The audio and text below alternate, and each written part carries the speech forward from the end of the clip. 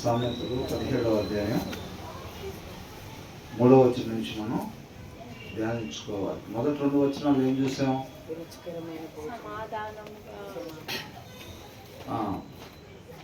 సమాధానం కలిగి ఉండాలి. మనం కలహాలు కలిగి ఉండకూడదు. ఆ సమాధానం మనం కలిగి ఉండాలి అని అంటే మొదటగా ఆ సమాధానం ఎక్కడ ఉండాలంట? మనలో ఉండాలి. మనలో ఆ సమాధానం ఉండాలి అని అంటే వాక్యమై ఉన్న దేవునిలో నుంచి ఆ సమాధానం మనలోనికి వస్తుంది. కాబట్టి వాక్యాన్ని మనం ధ్యానించేవారుగా ఉండాలి. 2వ వచనంలో ఏం చూసాం? వివేకం కలిగి ఉన్నట్లయితే కనుక ఎలా ఉంటామంట? ఆ మంచి లక్షణం కలిగి వారసత్వం కలిగి ఉంటాము. అవివేకులుగా ఉన్నట్లయితే మనం ఎవరైనప్పటికీ కూడా మనం ఎలా ఉంటామంట? చెడ్డ మార్గాన్ని కనపరిచే వారంగా ఉంటాము. మొదటి దాంట్లో సమాధానం కలిగి ఉండాలి, 2వ దాంట్లో వివేకము కలిగి ఉండాలన్నమాట. ఇప్పుడు 3వ వచనం, వెండికి మోస తగినది, బంగారమునకు కొలిమి కలిగినది. కొలిమి కలిగినది హృదయ పరిశోధకుడు యెహోవాయే. వెండికి ఏంటంట?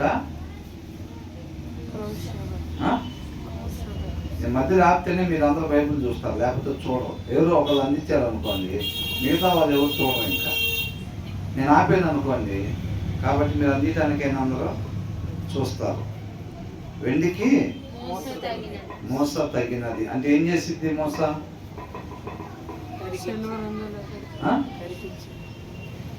ఏం చేసిద్దండి? మోస కలిగించిద్ది. అంటే వెండికి ఈ మిగతా వేస్టేజ్ మొత్తం తీసేసి మేలిమి వెండిని చేసిద్ది అనమాట. అవునా? దానికి ఉపయోగిస్తారు. తర్వాత ఏంటంట? కొలిమి తగినది అని అంటున్నాడు. అవునా? కొలిమి ఏం చేసిద్దంట? బంగారుని ఏం చేసిద్ది? అది ఎట్లా ఉండేటట్టుగా, చక్కగా ఒరిజినల్ గా ఉండేటట్టుగా చేసిద్ది అనమాట. దాంట్లో వేస్టేజ్ ఏదైనా ఉంటే కనుక అది మొత్తం పోయి చక్కగా ఏం మిగిలిద్దంట? ప్యూర్ గోల్డ్ మిగిలిద్ది అనమాట. అవునా? అలాగే ఏంటంట ఇక్కడ? But the lord tests the heart అంటున్నాడు. The crucible for silver and the furnace for gold. But the Lord tests for the heart. Lord test the heart అని అంటున్నాడు. అంటే ఏం చేయబడుతున్నాడు అక్కడ? హృదయ పరిశోధకుడు ఎవరంట? Who purifies heart is the lord అంటున్నాడు. ప్యూరిఫైస్ అంటే ఏంటి? ఆ రెండింటిని ఎందుకు పోల్చారు? ఫస్ట్ కొలిమి బంగారులోంచి తీసేసి, మిగతా తీసేసి, వేస్టేజ్ మొత్తం తీసేసి ప్యూర్ గోల్డ్ ని ఇచ్చిద్ది అనమాట. అవునా? మోస వెండిని కూడా అలాగే ఇచ్చిద్ది అనమాట. బట్ ద లార్డ్ అని అంటున్నాడు. బట్ ద లార్డ్ అని అంటే ఏంటంట? But the one who purifies heart అని అంటున్నాడు. ప్యూరిఫైస్ అని అంటే ఇప్పుడు మంచినీళ్ళు ప్యూరిఫైర్లు ఉంటాయి కదా, అవి ఏం చేస్తాయి? నలకలో అంటే రాగోడిని వాటన్నిటిని కూడా ఏం చేస్తాయి అంట? ప్యూరిఫైర్లు ఆపేసి చక్కగా రావాల్సిన మంచినీళ్ళు మాత్రమే వచ్చేటట్టుగా చేసిద్ది అనమాట. హృదయంలో నుంచి మంచి మాత్రమే వచ్చేటట్టుగా చేసేది వాక్యమై ఉన్న దేవుడు మాత్రమే. అర్థమవుతుందండి? ఇప్పుడు కొలిమి వేయకుండా బంగారుని వాడతామా దేనికైనా? మోస లేకుండా వెండిని. అలాగే మనిషి హృదయం కూడా దేవుని వాక్యము లేకుండా దాన్ని వాడకూడదు అని అంటున్నాడు. ఎందుకంటే but the one who purifies heart, వెండికి మోసలాగా, బంగారుకి కొలిమిలాగా, మనిషి హృదయానికి దేవుని వాక్యము అని అంటున్నాడు. అర్థమవుతుందండి? అది ప్యూరిఫై చేసిద్ది అనమాట. అంటే రాగోడని రాకుండా ఆపిద్ది. అదే మన హృదయంలో దేవుని వాక్యం లేదనుకోండి, ఏమైంది? రాగోడిని ఇప్పుడు ప్యూరిఫైర్ లేదనుకోండి, ప్యూరిఫైర్ లేకపోతే వాటర్ ప్యూరిఫైర్ పెట్టలేదు అనుకోండి, అప్పుడు ఏం చేస్తాయి? రాగోడిని అన్ని వచ్చేస్తూ ఉంటాయి. అదే మనం ప్యూరిఫైర్ పెట్టామనుకోండి, అక్కడ ఏమైంది? రాగోడిని మొత్తాన్ని అదేం చేసిద్దంట? ఆపేసిద్ది, తీసేసిద్ది, రావాల్సిన వాటినే వచ్చేటట్టుగా చేసిద్ది అనమాట. అందుకనే ఇక్కడ ఏమంటున్నాడు? దేవుని వాక్యము మాత్రమే, who purifies heart is the lord అని అంటున్నాడు. దేవుని వాక్యం అన్నమాట. ఆ దేవుని వాక్యం మన హృదయంలో ఎప్పుడైతే మనం ధ్యానించుకున్నప్పుడు మన హృదయంలోకి వెళ్ళిద్దో, ఆ హృదయంలో నుంచి రావాల్సిన మంచి మాత్రమే వచ్చేటట్టుగా చేసిద్ది అనమాట దేవుని వాక్యం. అవునండి. ఒకవేళ దేవుని వాక్యం లేకపోతే అక్కడ రాకూడని అన్ని కూడా ఆ హృదయంలో నుంచి బయటికి మన నోట్లో నుంచి రాకూడని మాటలు వస్తాయి. రాకూడని చూపు వచ్చింది, రాకూడని ప్రవర్తన వచ్చింది. ఎందుకని వస్తుంది అది? మనం బాప్తిసం తీసుకున్న వాళ్ళమే కదా, క్రైస్తవులమే కదా, చర్చికి పోయే వాళ్ళమే కదా. హృదయంలో వాక్యం లేకపోతే చూడకూడని చూపు, మాట్లాడకూడని మాట. ఎందుకని? ప్యూరిఫైర్ లేదు అక్కడ. ఏం లేదంట? ఏం ప్యూరిఫైర్ లేదు? వాక్యం అనే ప్యూరిఫైర్ లేకుండా ఆ హృదయాన్ని వాడుతున్నారు ఎవరో. అర్థమవుతుందా? ఆ చూపుని బట్టి అక్కడ ప్యూరిఫైర్ లేదు. ఆ హృదయం అంటే ఒక మున్సిపల్ ట్యాప్ లాంటిది అనుకోండి, దానికి ఏం పెడతారు? ప్యూరిఫైర్లు పెడతారు. ఆ చూపు, ఆ మాట తేడా పడినప్పుడు మనకి ఏంటంటే మనకు అర్థమయ్యేది ఏంటంట? వాక్యం అనే ప్యూరిఫైర్ లేకుండా ఆ హృదయాన్ని ఉపయోగిస్తున్నారు అని అర్థం. అర్థమవుతుందండి? అట్లాగా కొలిమి లేకుండా బంగారుని చేయలేము. అట్లాగే వాక్యం లేకుండా హృదయాన్ని ఉపయోగించకూడదు. అది మన వల్ల అయ్యే పని కాదు. మనకు అర్థమవుతుందా? ఏది మాట్లాడదు అదే నేను మాట్లాడతాను అని అంటే అది ఎవరి వల్ల అయిందంట? వన్ హూ ప్యూరిఫైస్ అని అంటున్నాడు. అది దేవుని వాక్యం మాత్రమే ప్యూరిఫై చేసింది తప్ప అది మన వల్ల అయ్యే పని కాదు. వాక్యాన్ని ధ్యానించకుండా నేను మాట్లాడాల్సిందే మాట్లాడతా, చూడాల్సిన రీతిగానే చూస్తా, ప్రవర్తించాల్సిన రీతిగానే ప్రవర్తిస్తా అని అంటే అది జరిగే పనేనా? అది జరగదు. అర్థమవుతుందండి? రాకూడదు ఆ హృదయంలో నుంచి రాకుండా చేయగలిగిన శక్తి కేవలం వాక్యానికి మాత్రమే. కొలిమి లేకుండా వేరే పద్ధతిలో బంగారం ఏమైనా చేయొచ్చా? మోస లేకుండా చేయడం. అట్లాగే దేవుని వాక్యము కాకుండా రావాల్సింది మాత్రమే ఆ హృదయంలో నుంచి వచ్చేటట్టుగా ఇక వేరే మార్గం ఏది కూడా లేదు. కేవలం దేవుని వాక్యం మాత్రమే అది పనిచేసింది. ఎంతమందికి అర్థమైంది ఇది? అవునా? మనిషి హృదయం ఉపయోగించాలి అని అంటే అది కేవలం వాక్యం అనే ప్యూరిఫైర్ లో నుంచి వచ్చిన దాన్ని మాత్రమే ఉపయోగించాలి. ప్యూరిఫైర్ లో నుంచి వచ్చిన నీళ్ళు ఎలా ఉంటాయి? అవునా కదా? దాంట్లో నలకల గిలకలు ఏమైనా వస్తాయా? ఇలాంటి ఏమి కూడా రావు. ప్యూరిఫైర్కి ఎంత శక్తి ఉంటుంది? జనరల్గా ఆర్ఓ అని చెప్పి రివర్స్ ఆస్మాసిస్ అని వాటర్ ప్యూరిఫైర్ లో ఒకటి ఉంటుంది. అదేంటంటే ఉప్పు నీళ్ళను కూడా మంచి నీళ్ళు చేసిద్ది అనమాట. అది ఉప్పు నీళ్ళు ఉండే ప్రదేశంలో ఈ ప్యూరిఫైర్లు వాడతారు. అర్థమవుతుందండి? ఆ ఉప్పదనాన్ని కూడా తీసేసి ఆ ఉప్పు నీళ్ళు ట్యాప్ దగ్గర పెట్టినప్పుడు ఏమవుతుందంటే అటు నుంచి ఏమొస్తాయంట? మంచి నీళ్ళు వస్తాయి అటు నుంచి. అర్థమవుతుందండి? అలా చేసిద్ది ప్యూరిఫైర్ అనమాట. దీంట్లో కూడా ఏంటంటే ఆ ప్యూరిఫైర్ లేకపోతే కనుక మనలో నుంచి రాబోని కూడా వస్తాయి. కాబట్టి ప్యూరిఫైర్ తో మాత్రమే హృదయాన్ని వాడాలి. అవునా? హృదయానికి ఎనీ టైం ఆ ప్యూరిఫైర్. అందుకని ఏం చేస్తారు చెప్పండి? మన హోటల్స్ లో అక్కడ ఇక్కడ చూస్తే మనం మంచినీళ్ళు తాగే దాని దగ్గర అప్పుడప్పుడు ప్యూరిఫైర్ పెట్టి అప్పుడప్పుడు తీసేస్తా ఉంటారా? మరి ఏం చేస్తా ఉంటారు? ఎనీ టైం దాంట్లో నుంచి వచ్చే ప్రతి చుక్క ప్యూరిఫైర్ లో నుంచే వచ్చేటట్టుగా చూసుకుంటారు. మనం కూడా ఏం చేయాలి? అప్పుడప్పుడు వాక్యం చదవకుండా అప్పుడప్పుడు వాక్యం చదివి అట్లా ఉండాలా? మరి ఎలా ఉండాలంట? ఎనీ టైం వాక్యం అనే ప్యూరిఫైర్ మన హృదయంలో ఉండాల్సిందే. అవునా? అప్పుడు ప్రతి ఒక్కటి ఆ ప్యూరిఫైర్ లో గుండా వచ్చిన ప్రతి ఒక్కటి మన నిత్య జీవానికి నడిపించిద్దాను. అది మనకు మాత్రమే కాదు, మేలు ఎదుటి వారికి కూడా జీవవృక్షం లాగా పనిచేస్తూ ఉంటుంది. ఆ ప్యూరిఫైర్ లో నుంచి వచ్చింది. ప్యూరిఫైర్ లేదనుకోండి అప్పుడు ఏమైంది?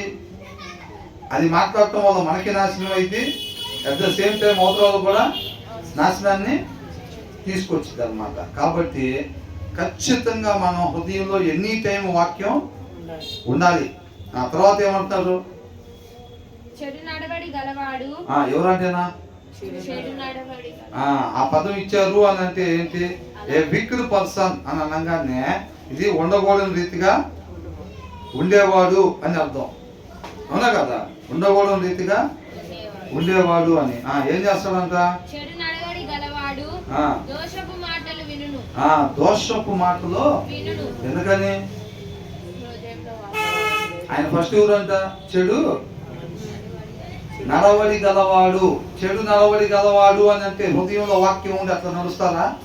అంటే చెడు నడవడి గలవాడు అని అనగానే అవివేకి అనేది మనం జ్ఞాపకం చేసుకోవాలన్నమాట. ఆ అవివేకి అంట ఏం చేస్తాడంట?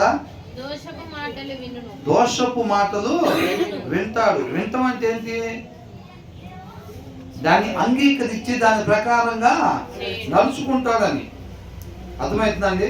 దాన్ని అంగీకరించి దాని ప్రకారం నడుచుకుంటాడు. A wicked man listens to perverse lips అంటారు అన్నాడు. అంటే మనల్ని నశింపజేసే మాటలు ఏవైతే ఉంటాయో ఈయనేం చేస్తాడంట? చెడు నడవడి కలిగిన వాడు ఏం చేస్తాడంట? ఆ మాటల్ని వింటాడు అని అంటున్నాడు. అంటే వాటిని పరిగణలో తీసుకుంటాడు, వాటిని అంగీకరించి ఏం చేస్తాడు? దాని ప్రకారంగా నడుచుకుంటాడు. వాక్యాన్ని మనం అంగీకరించాలి అని అంటే, వినాలి అని అంటే ఏంటంట? అంటే జస్ట్ వింటే చాలా నీతిమంతులు అయిపోతామా?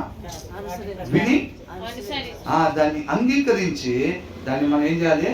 అనుసరించాలి. అప్పుడు మనం నీతిమంతులుగా అవుతాము.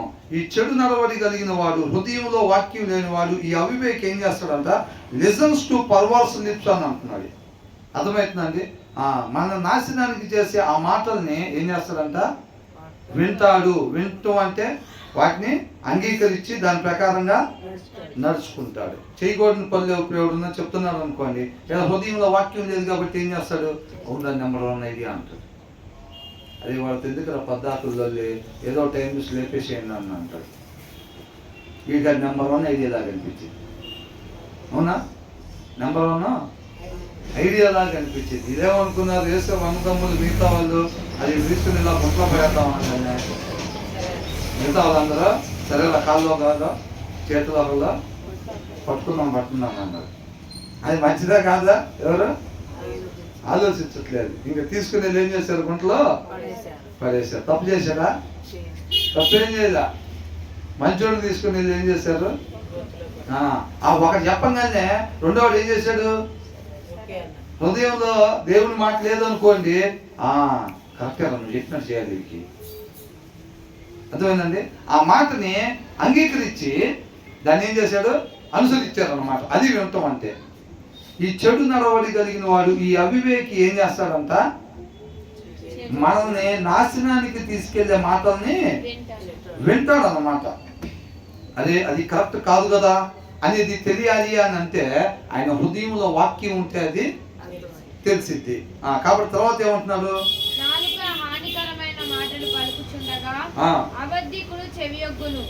ఎవరంతా చెవియొగ్గేది?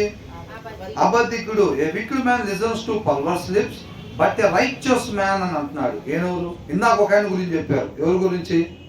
ఈ చెడు నడవడి గలవాడి గురించి చెప్పాడు. ఆయన ఏం చేస్తాడంట? నాశనానికి తీసుకెళ్లే వాటిని విని దాని ప్రకారంగా చేస్తాడు అన్నమాట. అవునా? ఎందుకని? ఈ ఫిల్టర్ ఎందాక అనుకుందాం చూసారంటే ప్యూరిఫైర్.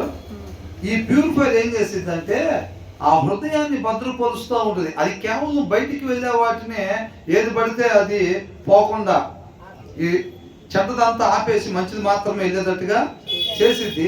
అదంత మాత్రమే కాదండి, హృదయంలో కూడా ఏది పడితే అది పోకుండా అది కాపాడుతూ ఉండిద్ది అనమాట. ఆ వాక్యం అనే ప్యూరిఫైర్ ఉంది చూసారా? అదేం చేసిద్ది అంటే ఏది పడితే అది హృదయంలో కూడా పోకుండా కాపాడిద్ది అంట. అవునా? ఇందాక ఆయనకి ఆ ప్యూరిఫైర్ ఉందా?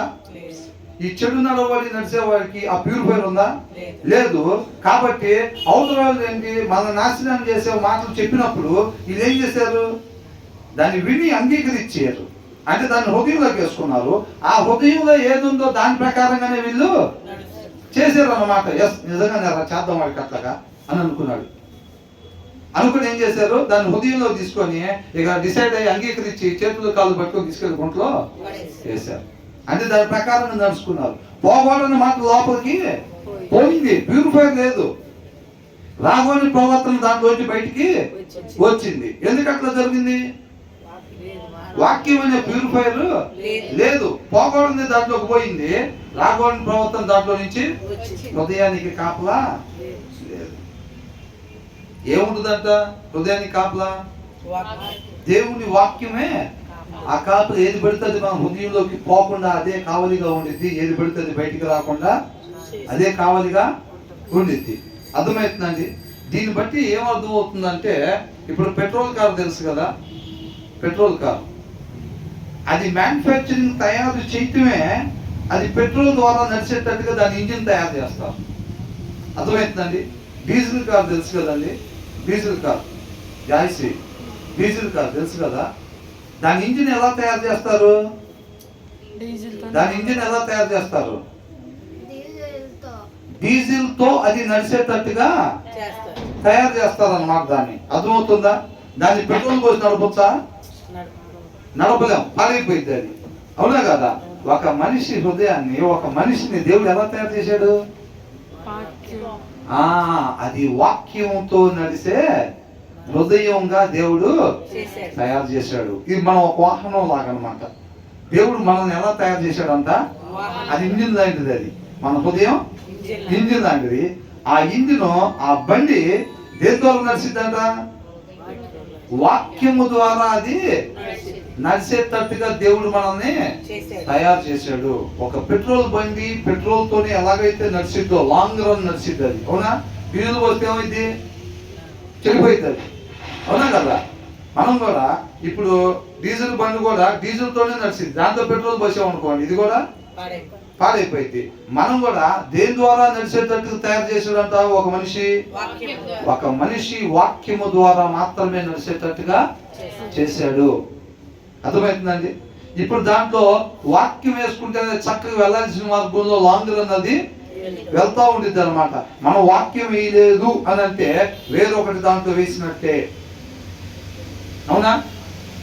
వాక్యం అయినప్పుడు ఏమైందంట? ఎవరు ఏది చెప్తే దాన్ని ఆటోమేటిక్ గా తీసుకుంటాం. అది లేదు కాబట్టి అది తీసుకుంటాం. అంటే వాస్తవానికి ఆ హృదయంలోకి ఏం పోవాలి? వాక్యం పోవాలి. కాకపోతే ఏది పడితే అది లోపలికి పోతుంది. పోయినప్పుడు అది బండి ఏమైంది? పెట్రోల్ కార్లో డీజిల్ పోస్తే ఏమైందో ఇది కూడా అదే అయిపోయింది అన్నమాట. అర్థమవుతుందండి? ఎంత ఖరీదైందైనా సరే, బెంచ్ కార్ అనుకోండి, BMW కార్ అనుకోండి, ఆడి కార్ అనుకోండి, దాంట్లో డీజిల్ పోయిపోతే పోయిద్దా? కొన్ని పెట్రోల్తో తయారు చేసింది అయితే పెట్రోల్ లేకపోతే పోయిద్దా? పోదు. మనం కూడా అంతే. వాక్యం ద్వారానే మనం వెళ్ళాల్సిన మార్గంలో మాత్రమే వెళ్తాము. అవునండి? మనకు చక్కగా అర్థమవుతుంది కదా ఆ విషయం. ఇక్కడ ఏంటి? వాళ్ళు ఏదో చెప్పగానే ఎవరంట? A wicked person listens to perverse lips అని అంటున్నాడు. అర్థమవుతుందండి? మన నాశనం చేసే మాటలు ఎదుటి వాళ్ళు మాట్లాడినప్పుడు ఏమైందంట? ఇలా వాక్యం అనే పేరు లేకపోవడం వల్ల ఆ మాటలు డైరెక్ట్ గా హృదయంలోకి వెళ్ళిపోయి దాంట్లో నుంచి ప్రవర్తించేటట్టుగా మళ్ళా వచ్చింది. ఆయనకు ఆ ప్రవర్తన ఎలా వచ్చింది అని అంటే, మొదటగా ఆ ప్రవర్తన వారి లోపల ఉంది. వివేకం కలిగిన మాటలు మాట్లాడాలి అని అంటే మొదటగా వివేకం వాళ్ళ హృదయంలో ఉండాలి.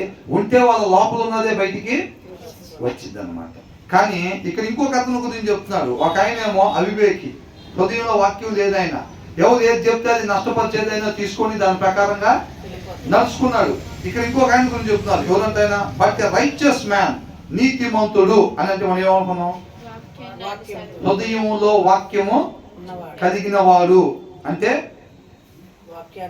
హృదయానికి వాక్యం అనే ప్యూరిఫైర్ ఉన్నవాడు. అవునా? ఈయనేం చేస్తాడంట? డస్ నాట్ హీడ్ అని అంటున్నాడు. Does not heed the tongues of vicious man అని అంటున్నాడు. అర్థమవుతుందా? జడ్సన్ చదవాలి నువ్వు ఉంటే నీ దగ్గర. అర్థమైందా? ఏ రైచియస్ మ్యాన్, వాక్యం కలిగిన వాడంట, డస్ నాట్ హీడ్, దాన్ని వినడు, దాన్ని అంగీకరించడు, దాని ప్రకారంగా నడుచుకోడు అని అంటున్నాడు. అర్థమవుతుందండి? ఎవరంట? అవతల మాట్లాడినాడు, అవతల ఏం మాటలు మాట్లాడాడు? ఇందాక మాట్లాడిన ఆయన కూడా నాశనానికి చేసేటట్టుగానే మాట్లాడాడు. ఆయన దగ్గర వాక్యం లేదు కాబట్టి ఆయన ఏం చేశాడు? దాన్ని విన్నాడు, విని అంగీకరించి దాని ప్రకారంగా ప్రవర్తించాడు. ఎందుకంటే హృదయంలో వాక్యం లేదు కాబట్టి. అదే హృదయంలో వాక్యం ఉన్న అతను అని చెప్పి ఇంకొక ఆయన గురించి చెప్తున్నారు. ఒక ఆయనకంట హృదయంలో వాక్యం ఉందంట.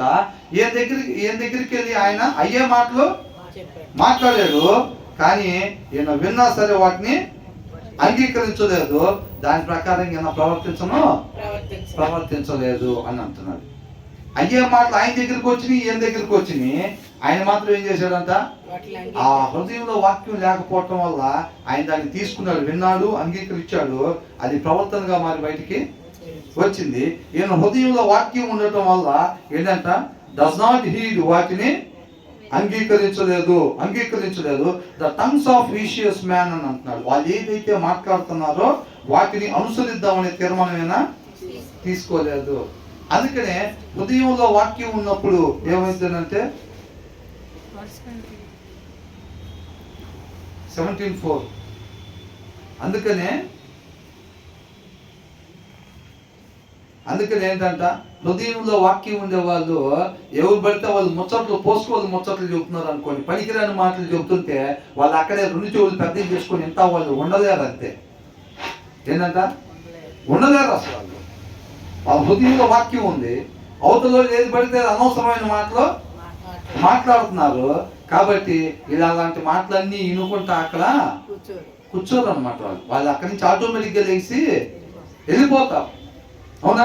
వాక్యం ఏం చెప్తుంది? అవిశ్వాసుల దగ్గర, అవివేకుల దగ్గర నువ్వు ఉండబాక, వాళ్ళ పలుకుల్లో నీకు జ్ఞానమేమి దొరకదు అని అంటున్నాడు. ఇలా హృదయంలో ఎప్పుడైతే వాక్యం ఉండిద్దో అలాంటి పనికిరాని మాటలు మాట్లాడే వాళ్ళ దగ్గర ఏమాత్రం కూడా ఉండలేరు. ఉండనీది ఆ వాక్యం. అర్థమవుతుందండి? వాళ్ళు అక్కడి నుంచి ఆటోమేటిక్గా లేచి వెళ్ళిపోతూ ఉంటారు అన్నమాట. అక్కడ ఉండరు. వాళ్ళకి చాలా పని ఉండిద్దా లేదా? కాబట్టి ఆ జ్ఞానానికి సంబంధించిన మాటలు ఎక్కడైతే వాళ్ళకి దొరుకుతాయో వాళ్ళు ఆ మాటలు వాళ్ళు అక్కడ ఉంటారు అన్నమాట. వాళ్ళ జ్ఞానాన్ని ఇంకా పెంచుకుంటూ ఉంటారు. జ్ఞానాన్ని పెంచుకొని దాని ద్వారా దేవుని చిత్తాన్ని నెరవేరుస్తూ ఉంటారు. వాళ్ళ ఆశ దయ్యి ఉండిద్ది, వాళ్ళ ఆలోచన, వాళ్ళ దప్పికున్న తత్వం వాళ్ళకి ఎక్కడి నుంచి వచ్చింది అది అంటే వాళ్ళ హృదయంలో వాక్యం అయి ఉన్న దేవుడు కలుగు చేస్తున్నాడు అన్నమాట. అదంతా వేస్ట్ మాటలు వినుకుంటా అక్కడ కూర్చోరు. ఎవరు? హృదయంలో వాక్యం కలిగిన వివేకులు. ఇందాక అవివేకి ఏం చేశాడు? అన్ని చెప్తుంటే అవన్నీ వింటారు. వాక్యం చదవని ఎవడొస్తుంది ఉంటారు చూసారా? చదవటం ఇంటి దగ్గర, ఇక్కడ జస్ట్ అది చదివి కొంతమంది దాని తర్వాత కింద వచ్చిన చదివి దాని తర్వాత కింద వచ్చిన ఇంకా ఏమున్నాయి ఆ శ్రద్ధ అంటే ఎక్కడ చూపించాలి? ఇక్కడ వాక్యం చెప్పేటప్పుడు ఒక వచనం చెప్పను, దాని కింద ఏమి ఇచ్చారు, దాని కింద ఏమి ఇచ్చారు, దాని కింద ఏమి ఇచ్చారు, అదంతా ఎక్కడ చేయాలి? ఇంటి దగ్గర. ఎవరైనా ఆపుతున్నారా? వద్దు బైబిల్ చదవద్దు అసలు అని అంటున్నారా? చదవండి అని మొత్తుకుంటారు. అప్పుడేమో ఇక్కడ మాత్రం ఒకటి చెప్పండి, అమ్మో దానికి అవునా ఇష్టం ఉందా, అవునా అది బలి ఉంది అనుకుంటాం కదా. కాబట్టి మనం ఇంటి దగ్గర చక్కగా చదవాలన్నమాట. ఇక్కడ అంటున్నారు హృదయంలో వాక్యం కలిగి ఉన్నప్పుడు ఏంటంటే ఏది పడితే అది వినము, అది చెయ్యకూడనిది అనేది వీళ్ళకి అర్థమైపోతా ఉండేది అనమాట. వాక్య ప్రకారంగా అది మంచిది కాదు, అది చేయకూడదు. కాబట్టి వాళ్ళు ఏం చేస్తారంట? వాళ్ళు వినకుండా వదిలిపెట్టేస్తారు. తర్వాత ఏమంటున్నారు? చూసారా ఏంటంట? పేదలను వెక్కిరించువాడు. కొంతమంది పేదలను చూస్తే ఎట్లా ఉంటుంది? అవునా? కొంచెం దూరం పెట్టే పరిస్థితి ఉంటుంది. పేదవాళ్ళని డబ్బున్న వాళ్ళ పక్కన కూర్చుందాం అనిపించింది, వాళ్ళతో సావాసం చేద్దాం అనిపిస్తూ ఉంటుంది. అవునా?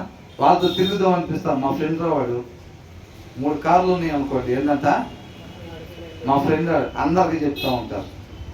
అవునా కదా? మా చుట్టాలు వాళ్ళు ఏదన్నా ఒక మంచి పొజిషన్లో ఉన్నారు అనుకోండి, ఏం చెప్తారు? ఎవరిని వస్తే మా చుట్టాలే, మా పెద్దనాన్న వాళ్ళ అబ్బాయి అది తినడానికి లేదు అనుకోండి, చెప్తారా? అది తినడానికి లేని పరిస్థితిలో ఉంటే మా పెద్దనాన్న వాళ్ళ అబ్బాయి అంటే, అవునా ఈ పేద అబ్బాయి మీ చుట్టాలా అది తినడానికి లేని వాళ్ళు, సరిగ్గా కట్టుకోవటానికి లేని వాళ్ళు, వాళ్ళు మీ చుట్టాలా, ఇది మీరు వాళ్ళకి సంబంధించిన వాళ్ళేనా అని అనుకుంటారని చెప్పి మనం ఏం చేస్తాం, పరిశీలన చేయడానికి కూడా ఇష్టపడము అన్నమాట. అదే గొప్పగా ఉంటున్నారు అనుకోండి, గొప్పగా ఉంటుంటే మాత్రం వాళ్ళ గురించి మాత్రం చెప్పుకుంటాం అన్నమాట. కాబట్టి కొంతమంది ఏంటంటే ఏమనుకుంటారు, దేవుడు మమ్మల్ని ఆశీర్వదించాడు అందుకని మేము ఇట్లాగా అన్ని సౌకర్యాలతో ఉన్నాం. వాళ్ళు ఏం పాపాలు చేశారు, వాళ్ళ తాత ఏం చేశాడో, మరి వాళ్ళ నాన్న ఏం చేశాడో, అందుకని వాళ్ళు అక్కడ ఉన్నారు. ఏంటంట, మా తాత ఎంత మంచోడు కాకపోతే నాకు ఎంత మంచి బంగ్లా వచ్చింది, మా నాన్న ఎంత మంచోడు కాకపోతే మాకు ఇట్లాంటి బతుకులు వచ్చినాయి అని అంటారు. అవునా కదా? కాబట్టి ఏంటంట, whoever mocks the poor shows contempt for their maker అని అంటున్నారు. ఏంటంట, పేదవాళ్ళని వెక్కిరించేవాళ్ళు, అవహేళన చేసేవాళ్ళు, అపహాస్యం చేసేవాళ్ళు, ఇది ఎవరు చేస్తున్నారంట, సృష్టికర్తని. అనేక సార్లు మనం ఇక్కడ ధ్యానించుకునేటప్పుడు ఏంటంటే, మన ధ్యాస, మన చూపు అల్పులుగా ఎవరైతే ఉన్నారో, మన పరిసర ప్రాంతాల్లో ఎవరెవరైతే అల్పులుగా ఉన్నారో వాళ్ళ మీద మన ధ్యాస, మన చూపు ఉండాలి అని వాక్యం అయిన దేవుడు అనేక సార్లు మనకి తెలియపరుస్తూ ఉన్నాడు. అవునండి. సరిగ్గా లేకుండా, కాలు చేతులు సరిగ్గా లేకుండా 3 చక్రాల వాహనం మీద పోతే మన తలకాయ ఇట్లా జరగదు వెనక్కి. అది ఒక బెంచికా వెళ్తే అయ్యో ఉందరా కాదు అసలు, ఆమె చీర చూసావా ఎట్లా ఉందో, ఆమె డ్రెస్ చూసావా, ఆమె షర్ట్ ప్యాంట్ చూసావా ఎట్లా ఉందో అని అంటారు. అదే ఎవరికైనా సరిగ్గా వస్త్రాలు లేకుండా ఎక్కడ చినిగిపోయినట్టుగా ఉన్నాయి అనుకోండి, వాళ్ళకెళ్ళి ఒకసారి చూస్తే రెండోసారి జరుగుతుందా? అది నెంబర్ 1 డ్రెస్ వేసుకొచ్చారు అనుకోండి, ఎన్నిసార్లు చూస్తాం 5 నిమిషాల్లో ఆ తలుపులు, అసలు ఆ డిజైన్ అంటే అసలు ఎంత పడిందో, అది ఎన్నిసార్లు చూస్తాము ఆ డ్రెస్కి వెళ్ళి, సూపర్ ఉంది అసలు ఆ ప్యాంట్, ఆ సూపర్ ఉంది ఆ శారీ అని చూస్తాం. ఇప్పటికైనా మనం కూడా మన కన్ను దేన్ని చూసిద్దాం, మన హృదయం ఏం చేసిద్దంట, దాని 4-5 సార్లు ఆ డిజైన్ చూసి భలే ఉంది అసలు ఆ కలర్, అది దాన్ని ఎప్పుడైతే చూస్తామో తర్వాత ఏమైందంట, హృదయం ఎట్లాగైనా దాన్ని అట్లాంటిది కొనాలి అనేసుకున్నాం. 3-4 సార్లు ఎప్పుడైతే చూస్తామో ఆటోమేటిక్గా హృదయం దాన్ని కోరుకునేది అనమాట. పేదవాళ్ళకి అట్లా చూస్తామా, అయ్యో పాపం తినడానికి లేదు, వాళ్ళ పరిస్థితి ఏంటి అలా ఉంది, వాళ్ళ పరిస్థితి ఏంటి అలా ఉంది అని అనుకుంటా ఉంటే సహాయం చేద్దామని మన కన్ను దేన్ని చూసిద్దో హృదయం ఆటోమేటిక్గా మన సహాయం చేస్తూ పోయింది అని అనుకుంటాం. అందుకని ఏం చేస్తారంటే మన 4-5 సార్లు వాళ్ళకి వెళ్ళి చూసే పరిస్థితి ఉండదన్నమాట. ఇవన్నీ కూడా మనం చెక్ చేసుకోవాలన్నమాట. మనం అట్లాగా బేదలంటే మనకి గిట్టట్లేదు అనుకోండి, మనం ఎవరిని అవమానించినట్టంట, సృష్టికర్తను అవమానించిన. అందుకని అంటున్నాడు మత్తయి సువార్తలో ఏమన్నారు, అదుపులుగా ఉండే వాళ్ళకి మీరు ఆకలిగా ఉంటే వాళ్ళకి అన్నం పెట్టారు కాబట్టి నాకు అన్నం పెట్టినట్టే మీరు అని అంటున్నాడు. నేను దాహంగా ఉంటే నీళ్ళు ఇచ్చారు అని అంటున్నాడు. నువ్వెప్పుడు ప్రభు అని అంటే మీ చుట్టూ అదుపులుగా ఉండి దాహంగా ఉన్నవాళ్ళని. ధనవంతులు అన్నారా, బాగా ధనవంతులకు మీరు నీళ్ళు ఇచ్చారు కాబట్టి తింటా అనుకున్న వాడికి వాళ్ళని పిలిచి మీరు భోజనం పెడితే మిమ్మల్ని కూడా పిలిచి భోజనం పెడతారు అట్లా అన్నారా? లేదు. అవునండి. పేదోళ్ళని మన సమృద్ధి వచ్చినప్పుడు మన దగ్గర అల్పులుగా ఎవరైతే ఉన్నారో వాళ్ళని జ్ఞాపకం చేసుకొని మనం అవసరతల్లో తీర్చే వాళ్ళంగా, దేవుడికున్న లక్షణం కూడా ఏంటంట, కోరికలు తీరుస్తాడా, అవసరతలు తీరుస్తాడా? మనం కూడా ఏం చేయాలి, ఆయన్ని పోలి ఉండాలని అంటే ఆయన్ని మనం హృదయంలో కలిగి ఉన్నప్పుడు ఏమైందంటే ఆయన గుణ లక్షణం. అవసరతల్లో ఎవరున్నారో ఎత్తుక్కొని వాళ్ళకి పెడతాంలే కానీ వాళ్ళు కోరుకుంటున్నారు, వాళ్ళకి చిన్న కారు ఉంది, వాళ్ళ పెద్ద కారు అంటే ఇష్టం కాబట్టి మనం ఎట్లాగా తప్పుసప్పు చేసి తీసుకెళ్ళి వాళ్ళ పెద్ద కారు కొని పెడితే హ్యాపీగా ఫీల్ అవుతాడు. మనం దానం చేసినట్టే ఉంటుంది వాక్యానుసారంగా కూడా అన్నట్టుందా. దేవుడు ఏం చేస్తాడంట, అవసరతలు తీరుస్తాడు. మనం కూడా అవసరతల్లో ఉన్న వాళ్ళని వెతికి సమయాన్ని కేటాయించి కనుక్కుని మన ఇద్దరికే సహాయం చేయగలుగుతాం అనుకోండి, ఆ ఇద్దరు అర్హత కలిగిన వాళ్ళు ఎవరున్నారు మనకు తెలిసిన అందరిలో, ఆ ఇద్దరు అవసరతల్లో కలిగి ఎవరున్నారు అని సమయం కేటాయించాలి, ఆలోచించాలి, తెలుసుకోవాలి. తెలుసుకొని అప్పుడు మనం వాళ్ళిద్దరికి సహాయం చేయాలన్నమాట. అవునా? అప్పుడు దేవుడు ఇంత ఇష్టపడతాడండి. ఆ భేదాలను మనం ఎప్పుడైతే దూరం పెడతామో, అపహాస్యం చేస్తామో, దేవుణ్ణి అవమానం చేసినట్టు. అలాంటప్పుడు వాళ్ళని ఆదరించాం అనుకోండి, మన దేవుని నామాన్ని ఏం చేసినట్టు? మహిమ పరిచినట్టు అన్నమాట. అవునా? ఇది జ్ఞాపకం పెట్టుకోవాలి. ఎవరైతే దప్పికున్న వారిలాగా ఉంటారో వాళ్ళ ఆశ ఇది అయి ఉండేది, వాళ్ళ తపన ఇది అయి ఉండేది అనమాట. ఆ లోపల అంతరంగాన్ని ఎరిగిన దేవుడు వాళ్ళ ఆశని తృప్తిపరుస్తాడు అనమాట. అవునా కదా? వాళ్ళలాగా సహాయం చేసేటట్టుగా దేవుడు ఆయన కృపను బట్టి వాడుకుంటాడు అనమాట. వాళ్ళని నడిపిస్తాడు. రేపు వాళ్ళ నిత్య జీవంలో మంచి బహుమానాన్ని తీసుకునేటట్టుగా ఏర్పాటు చేస్తాడు అనమాట. కాబట్టి మన ఇష్టాలు ఏమయ్యండి, ఎవరి హృదయాల్లో దేవుని వాక్యం ఉండిద్దో వాళ్ళ దప్పికున్న వారిలాగా, నిజమైన వాటి కొరకు ఉండాల్సిన వాటి కొరకు ఏంటంట, దప్పికున్న వారిలాగా ఉంటారు. వాళ్ళతో వీళ్ళతో సెల్ఫీలు దిగాలి, పెద్ద పెద్ద కాళ్ళు బంగళాల్లో ఉన్న వాళ్ళతో సహవాసం చేయాలి, సెల్ఫీ ఇట్లాంటి కోరికలు వాళ్ళకి రావు అసలు. అర్థమవుతుందండి? హృదయంలో వాక్యం ఉండేటప్పుడు ఏంటంటే ఆయన చిత్తానుసారం అయిందే మనం కోరుకుంటాం అన్నమాట. హూ ఎవర్ గ్లోట్స్ అవుట్, తర్వాత ఏమంటున్నాడండి? ఆపదను చూసి సంతోషించువాడు నిర్దోషిగా ఎంచబడును. నిర్దోషిగా నిర్దోషిగా ఎంచబడడు అని అంటున్నాడు. అంటే వాళ్ళ ప్రాబ్లం వచ్చింది అనుకోండి, విపత్తు వచ్చింది అనుకోండి, వాళ్ళ మీదకి ఏం చేస్తారంట? కొంతమంది ఏమవుతారు, అవతల వాళ్ళు చూసి ఇప్పుడు వెళ్తా గబక్కని ఏదో పట్టా తట్టుకొని కింద పడంగానే పక్కన అవుతారు. కొంతమంది ఏం చేస్తారు, వాళ్ళ ప్రాబ్లం రాగానే నవ్వుతారు అనమాట. చాలా మందికి ఎలా ఉంటుందంటే, వాళ్ళ ఇంటి ఎదురు వాళ్ళు కావచ్చు, ఇంటి పక్కన వాళ్ళు కావచ్చు, తెలిసిన వాళ్ళు కావచ్చు, వాళ్ళు పేదోళ్ళుగా ఉంటే, వాళ్ళు ఎంతకాలం పేదోళ్ళుగా ఉంటే ఇలా అంతకాలం లోపల ఒక ఆనందం ఉండిద్ది అనమాట. ఒక ఆనందం, ఒక సాటిస్ఫాక్షన్, సెల్ఫ్ సాటిస్ఫాక్షన్ అనమాట. అంటే స్వార్థపరులాగా ఉంటారు చూసారండి. వాళ్ళు ఎంతకాలం వాళ్ళు అవసరతల్లోనే ఉంటారో వీళ్ళు అంతకాలం వీళ్ళకి ఆనందంగా ఉండిద్ది కొంతమందికి. అది ఎవరికంటే ఎవరి హృదయాల్లో దేవుని వాక్యం ఉండదో వాళ్ళకి ఆ లక్షణం ఉండిద్ది అనమాట. వాళ్ళు తృప్తికరంగా తింటే, వాళ్ళు చక్కగా మంచి వస్త్రాలు కట్టుకుంటే, వాళ్ళు చక్కగా భార్య భర్తలు పిల్లలు కలిసి సంతోషంగా ఉంటే వీళ్ళకి గెట్టతో ఇబ్బంది పడతా ఉంటారు. వీళ్ళకి లోపల ఎవరంటే ఎవరి హృదయంలో వాక్యం లేదో వాళ్ళకి ఇలాగా జరుగుతూ ఉంది. వీళ్ళకేమనిపించింది అంటే, నేను మాత్రమే బాగుండాలి, మా కుటుంబానికి మాత్రమే అన్ని ఉండాలి, మిగతా వాళ్ళందరికన్నా సరే మనం బాగా ఉండాలి అని అనుకుంటారు. వీళ్ళకన్నా అవతల ఎప్పుడైతే కొద్దిగా తక్కువగా ఉంటే వీళ్ళకి కొంచెం లోపల ఒక ఆనందంగా ఉంది, ఒక టైప్ ఆఫ్ ఆనందం ఉండిద్ది అనమాట. అర్థమవుతుందండి? ఏమనుకుంటారు కొంతమందికి కొన్ని రకాలుగా. వీళ్ళకి ఎలా ఉంటుందంటే, మనం ఎప్పుడు సహాయం చేసే వాళ్ళగానే ఉండాలి. అర్థమవుతుందండి? వాక్యం చెప్తుంది సహాయం చేయమని, అలాగని చెప్పి వాళ్ళకి ఎప్పుడు ఎలా ఉండిద్ది అంటే సహాయం చేసే వాళ్ళగానే. ఒకవేళ ఆ పోస్ట్లో పోవాల్సి వస్తే, ఒకళ్ళు వచ్చి మనకు సహాయం చేసేటట్టుగా ఉంటే ఇష్టపడతారా? ఇష్టపడరు, ఒప్పుకోరు. అర్థమవుతుందండి? మన జీవితంలో మనం సమృద్ధి కలిగి ఉండాలి, మన అందరికీ సహాయం చేస్తున్నట్టే కళలు కూడా ఎట్లా రావాలంట, వాళ్ళకి వస్త్రాలు లేని వాళ్ళకి వస్త్రాలు ఇస్తున్నట్టుగా, లేదా తినడానికి లేని వాళ్ళకి తిండిని ఇస్తున్నట్టుగా. ఒకవేళ మనం కూడా ఆ స్థితిలో ఉండాల్సి వస్తే సిద్ధమేనా? పౌలు గారు ఏమంటున్నారు? నేను కలిమిలో లేనను లేమిలో కూడా అన్నాను. ఒకవేళ ఉండాల్సి వస్తే, తెలుసుకోవాల్సి వస్తే, అవునా? ఆయన ప్రతి పరిస్థితుల్లో గుండా దేవుడు వెళ్ళాడు కాబట్టి మనకు ప్రతి పరిస్థితుల్లో నుంచి జయాన్ని తీసుకురాగలుగుతాడు. ఆయన ప్రతి పరిస్థితుల్లో నుంచి వెళ్ళి జయాన్నే పొందుకున్నాడు. అవునా కదా? కాబట్టి మనల్ని కూడా ప్రతి పరిస్థితుల్లో మనం జయింపు చేయగలిగిన శక్తి ఆయనకి మాత్రమే ఉంది. దేనికైనా సిద్ధంగా ఉండాలి.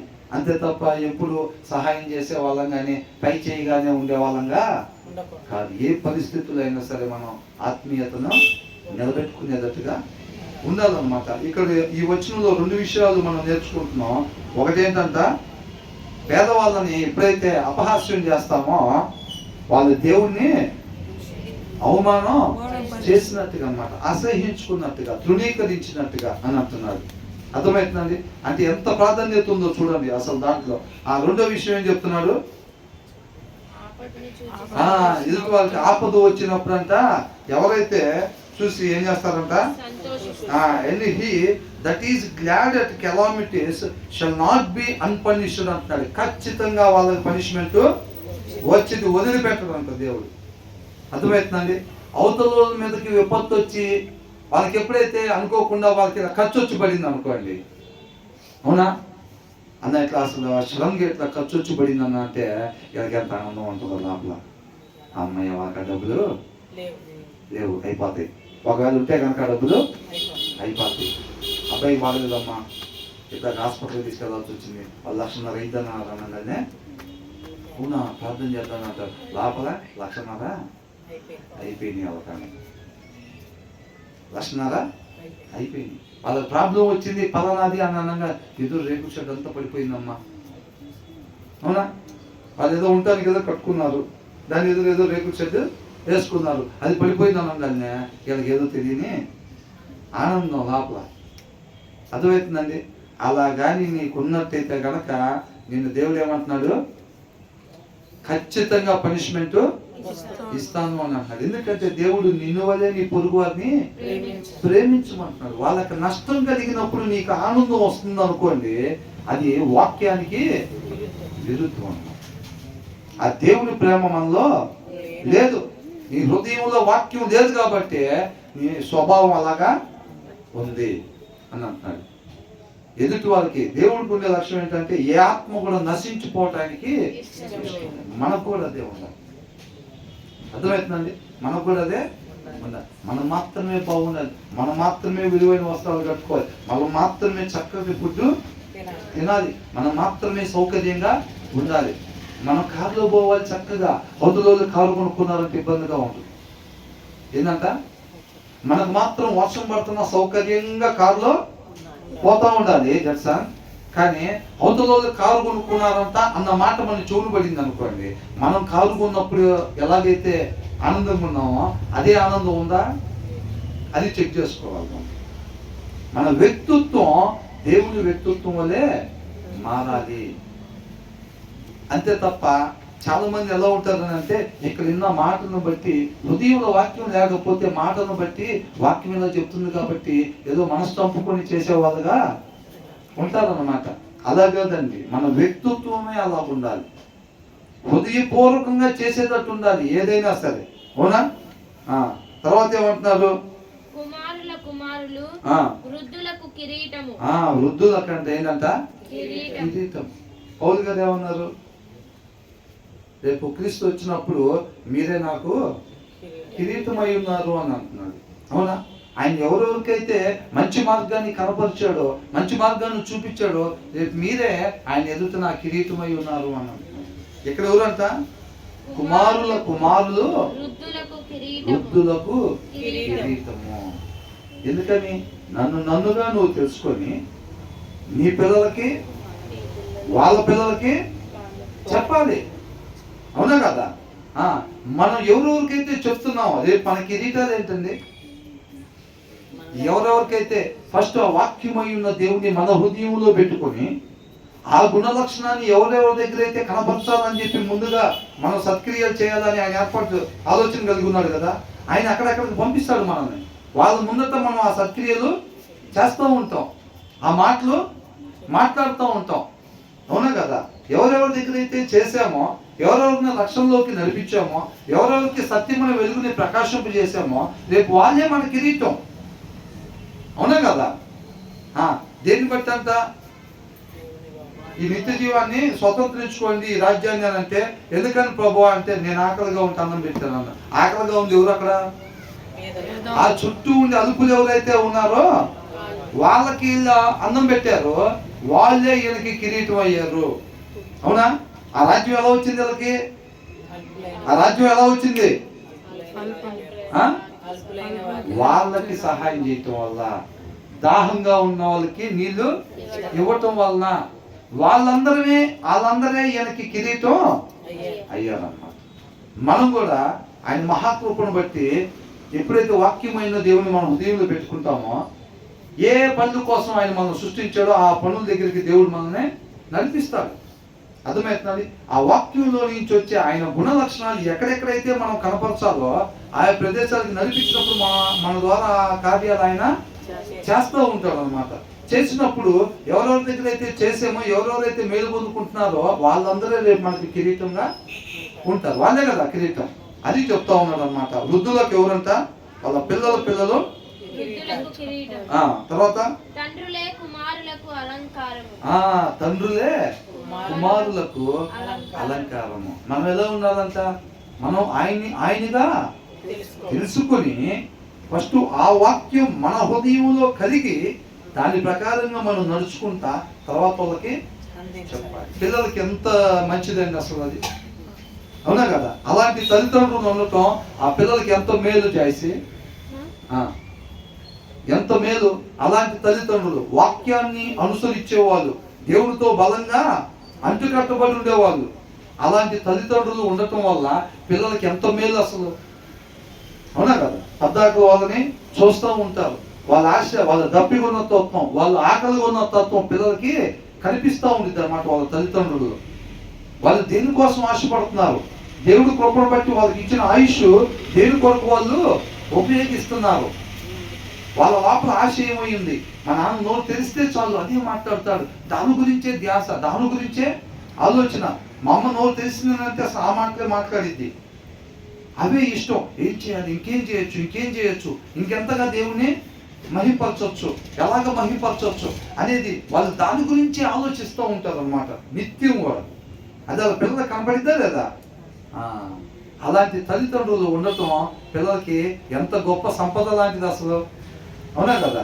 అదే చెప్తున్నారు అనమాట. ఏంటంట, and parents are the pride of their children అని అంటున్నాడు. అలాంటి తల్లిదండ్రులు ఉండటం మాకు గర్వకారణం అని అంటాడు. గర్వం అంటే ఇది ఆ గర్వం కాదు, చెడు గర్వం కాదు, ఇది మంచి గర్వం అన్నమాట. అవునా? మేము ప్రౌడ్గా ఫీల్ అవుతున్నాం, ఇలాంటి పేరెంట్స్ దేవుడు మాకు ఇచ్చాడు. అలా కాకుండా ఒకవేళ మా తండ్రి తాగుబోతూ ఉంటే కనుక, మా అమ్మ వాక్యం చదవకుండా ఉండేది ఉంటే కనుక అసలు మా జీవితాలు ఎలాగైపోయాయో. వాళ్ళిద్దరూ అలాగా చక్కగా వాళ్ళ హృదయాల్లో దేవుని వాక్యం కలిగి ఉండటం వల్ల క్రీస్తుని పోలి జీవించేవారుగా ఉన్నారు. వాళ్ళ హృదయాల్లో ఎప్పుడైతే వివేకం కలిగి ఉండిద్దో, మమ్మల్ని ఏ రీతిగా పెంచాలో వాళ్ళకి అర్థమైంది, తెలిసింది. ఆ రీతిగా మాత్రమే మమ్మల్ని పెంచుతారు. ఇలాంటి తల్లిదండ్రులు దేవుడి కృపను బట్టి మాకు దయచేసాడు కాబట్టి మాకు ఎంతో గర్వంగా ఉంది అని అంటారు. అది చెప్తున్నాడు. అర్థమవుతుందండి? మనం అలా ఉండాలి పిల్లలకి ఎప్పుడు కూడా. తర్వాత ఏమంటున్నాడు? అహంకారముగా మాట్లాడుట బుద్ధి లేని వానికి తగదు. బుద్ధి లేని వానికి తగదు. అహంకారంగా మాట్లాడటం, అహంకారంగా మాట్లాడుట బుద్ధి లేని వానికి. Eloquent lips are unsuited to a godless fool అనంట. అంటే చక్కటి మాటలు. ఏంటంట? చక్కటి మాటలు మాట్లాడటం అంట. హృదయంలో, ఎవరి హృదయంలో దేవుని వాక్యం లేదో వాళ్ళకి అసలు సూట్ అవ్వదంట. అది వస్తాయా అసలు ఆ మాటలు? ఎవరి హృదయంలో దేవుని వాక్యం లేదో వాళ్ళ నోట చక్కగా ఆత్మీయంగా బలపరిచే మాటలు వస్తాయా? రావంట. అసలు వాళ్ళకి సూట్ అవ్వంట. అర్థమవుతుందండి? అంటే అక్కడి నుంచి అసలు రావు. Eloquent lips are unsuited to a godless, దేవుడు లేకుండా ఉండే ఫూల్ అని చెప్పి రాశారు. అర్థమైందండి? గాడ్లెస్ ఫూల్ అని అన్నాడు.